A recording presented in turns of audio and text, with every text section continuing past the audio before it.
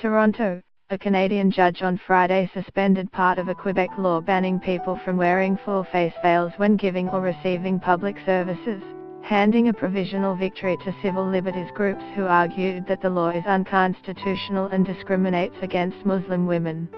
Judge Babak Barai suspended the portion of the act banning face coverings until the government enacts guidelines for how the law will be applied and how exemptions might be granted.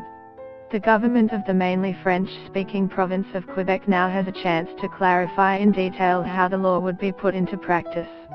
The law, passed in October, affects everyone from teachers and students to hospital employees, police officers, bus drivers and transit users.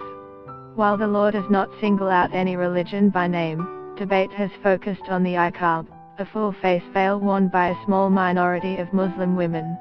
The judge recognized the immediate harm the law was causing to the people it affects outweighed any theoretical public purpose of the law. Lawyer Catherine Mackenzie, who is representing the people challenging the law, told Reuters. Quebec's Liberal government is defending the law in court, saying it does not discriminate against Muslim women and is necessary for reasons of security, identification and communication.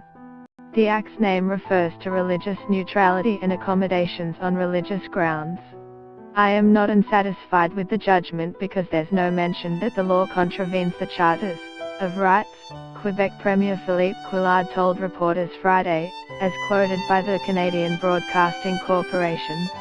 The National Council for Canadian Muslims welcomed the ruling as a successful first step, its executive director Issa Gardi said.